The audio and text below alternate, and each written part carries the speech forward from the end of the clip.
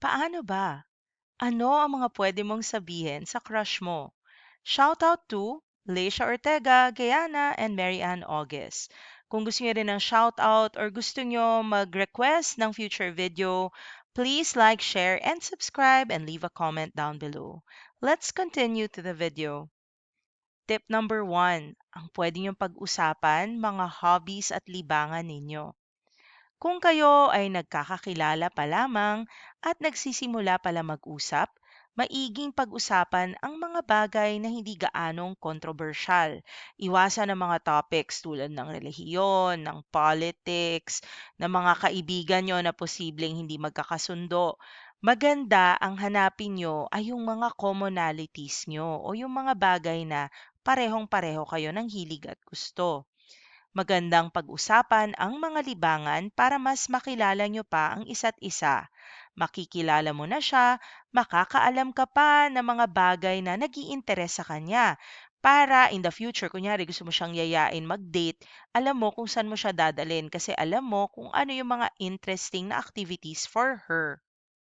Kung meron kayong mga magkakaparehong libangan, maaari nyo itong gawin ng magkasama sa susunod. Helpful din ito kung ikaw naman ay babae at ang crush mo ay lalaki para malaman mo kung paano pa kayo mas magiging close ng iyong crush. Tip number 1 na pwede niyong pag-usapan ay ang mga libangan ninyo. Tip number 2 na pwede niyong pag-usapan kasama ng crush mo ay ang paboritong travel destination. Kung pareho kayong mahilig mag-travel o nangangarap na mag-travel in the future, ito ay isang napaka-interesanteng topic na pag-usapan. Itanong mo kung saan na siya nakarating, lalo na kung may pinost siya sa social media, nagpunta siya sa beach, tanungin mo kung maganda doon. Automatically, marami kayong pwedeng mapag-usapan kasi marami kang pwedeng follow-up question doon. Kunyari, saan ka pa nagpunta? Anong mga magandang puntahan? Like, may dream travel destination ka ba? Pwede rin magkayayaan in the future, ay nasa listahan ko rin yan. Tipong ganon, no? Alin sa mga ito ang pinaka-nagustuhan niya, mga lugar na gustuhan niya, puntahan at kung bakit. Marami ka ring malalaman tungkol sa crush mo kapag tinanong mo ang mga ito.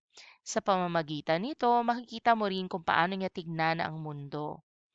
Ang mga pag-uusap tungkol sa pag-travel ay magpapakita rin ng lifestyle ng iyong crush. Kung siya ay magastos o matipid o kung mas gusto niya sa mga syudad o kalikasan. So, mas marami kang intel para mas lumapit ang loob niya sa'yo. Tip number 2, paboritong travel destination. Tip number 3 na pwedeng pag-usapan ay ang pamilya. Bilang panimula, magandang topic ang pamilya dahil ito ay isa sa mga bagay na lahat tayo ay nakaka-relate. At saka hindi mahirap magkwento tungkol sa family dahil kadalasan ay kilalang kilala natin ang ugali ng bawat miyembro nito. Ang pagtatanong ng mga bagay tungkol sa kanyang pamilya ay magbibigay sa iyo ng kaalaman tungkol sa kanyang pagkatao at sa klase ng pamilya na kinabibilangan niya. So, wag mo naman tanungin kunyari kung buhay pa yung daddy niya o kung ilang taon na yung mommy niya. Basically, yung mga bagay na hindi naman creepy tinatanong. Kunyari, may kapatid ka ba? Tapos kunyari, nagsabi siya, actually, solo child ako. Kaya pala. Tapos then you can share stories kung bakit ganun yung response mo, 'di ba? Or kung ilan naman ikaw sa pamilya nyo, yun. So, walang controversial, walang creepy na tanong, yung tipong getting to know each other lang. Tip number 4, life goals. Mapag-uusapan nyo rin ang mga malalalim na topic sa kalaunan at magandang umpisa ang mga layunin ninyo sa buhay. Dito malalaman mo kung gaano ka-focus ang crush mo sa mga pangarap niya sa buhay. Maaari kang makakuha ng inspirasyon mula sa kanya o maaaring siya ang makakuha ng inspirasyon sa'yo. Medyo mahirap na magtanong kagad lalo na kung hindi kayo close kung anong pangarap niya sa buhay. Pero puwede kang mag-volunteer ng sarili mong life goals to start a conversation. Kasi kung kunyari, lumapit ka sa crush mo tapos tinanong mo siya, anong pangarap mo sa buhay o anong plano mo in 5 to 10 years? Para kang nag interrogate. Pero you can comment on something. Kunyari, nagbabasketball siya. Puwede mo siyang lapitan at tanungin, "Uy, magaling ka mag-basketball. Are you planning to go pro?" Meaning, gusto mo ba mag-PBA in the future? O yun, that's a natural way of asking kung ano yung mga pangarap niya sa buhay. Tip number 5, pag-usapan ang nakaraan. Maganda ring topic ang nakaraan dahil marami kang mapupulot tungkol sa isang tao batay sa kung ano ang nakaraan niya. Ngunit, siguraduhin mo na huwag siyang huhusgahan ng basta-basta. Kung siya ay nakikinig na maigi, pinapakita nito na siya ay interesado sa iyo at may pagmamalasakit. Maganda itong pag-usapan para makilala mo rin ang isang tao sa lahat ng anggulo bago pumasok sa isang relasyon. Again, mag-ingat tayo sa topic ng nakaraan kasi you want to keep things light dahil crush mo pa lang siya. Hindi mo naman siya jowa, hindi mo rin siya liniligawan. So kung kunyari, ang example ng mga nakaraan, nung bata, naalala mo pa ba nung bata tayo, usong-uso yung Holland. Naglalaro ka rin ba nun? Something light, like it doesn't have to be Holland. That's kind of lame for some, pero pwedeng blast to the past. Ano yung mga ginagawa niyo nung mga kabataan niyo or kung nakilala mo siya sa school. Naalala mo pa ba nung magkakaklase tayo? Alam mo, may crush ako sa'yo noon. Pwede mong sabihin yun ng gano'n. So, pwede niyong pag-usapan yung nakaraan but keep it light, keep it friendly. Tip number 6, pag-usapan ang mga pangarap. Isa sa mga napakagandang topic ay ang mga pangarap. Nabanggit na rin ito kanina. Kasi importante ring makita kung aligned ba yung mga goals and visions niyo sa future. Lalong-lalo na kung may balak ka manligaw. Baka mamaya may balak yan mag-abroad. Tapos ikaw gusto mo naman dito sa Pilipinas lang. So, isa itong paraan para makita mo if aligned ba yung mga gusto niyo sa buhay.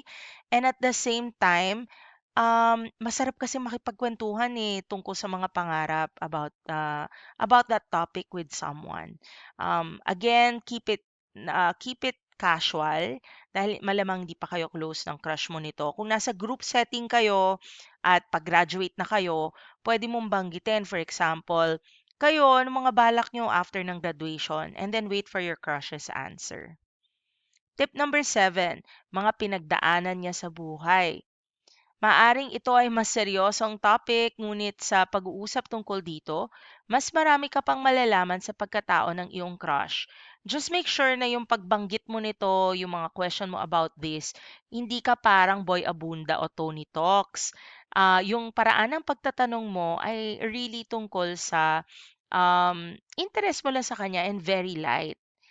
Mas mapapalalim kasi yung connection nyo pag napag-usapan niyo yung mga challenges niya in life. Maaaring magkaroon kayo ng parehong karanasan na inyong nalagpasan. Ang connection na ito ay makakatulong palalimin ang inyong relasyon, lalo na kung hindi kayo masyadong close. So kung kunyari kaka-break niya lang sa ex niya, pwede mo siyang kamustahin. O kamusta ka na? O alam ko matagal kayo nun. Okay ka ba? Tas hayaan mo lang siya magkuwento, ikaw lang makikinig. And then puwede ka rin mag-share later on. Marami ka ring matututunan mula sa kanyang karanasan na maaari mong gamitin sa iyong buhay. Puwede mo rin sabihin sa kanya, no, hinahangaan mo yung business skills niya. Puwede kang humingi ng konting payo para mas may dahilan pa kayo mag-usap in the future. Okay? And tip number 8, favorite topic ng maski sino man, pwede mo siyang gawing topic, as in siya mismo. Karamihan sa mga tao ay ginagawang paksa ang sarili. Gustong puro sa kanya ang sentro ng usapan. Paboritong pagkain hanggang sa pinagdadaanan sa buhay at tagumpay. Sa pagtatanong sa iyong crush ng mga bagay tungkol sa kanya, na ipapakita mo kung gaano ka kainteresado sa kanya. Light things like ano yung favorite food niya, favorite color, ang mga balak niyang gawin for summer vacation, tipong ganon. Magtanong ng mga bagay tulad ng mga kinakatakutan niya, pinaka-iniiwasan, ano yung mga ayaw niyang pagkain, pet peeves, ganyan. At saka yung pasimple ng maski sino mang nangliligaw. Ano bang hinahanap niya sa isang lalaki? O ano ba ang ideal niya na babae? 'Di ba yung mga ganyang usapan, masarap pag-usapan yan and at the same time parang nagpapahiwatig ka na rin. Yan. Lubos itong makakatulong sa pagkilala sa kanya and to bring you closer to your crush para malaman mo rin kung may pag-asa ka sa kanya. We have other videos on that, so just feel free to watch those videos by subscribing to the Paano Ba channel. Okay, maraming salamat sa pagnood. Again, if you want shoutouts or if you want to request for a certain video or gusto nyo humingi ng payo, please like, share, and subscribe and leave a comment down below. Kung gusto niyo ng one-on-one session with me or my team, maaari niyo rin po itong gawin. Nandyan po yung link sa description box. Maraming salamat and see you in future videos.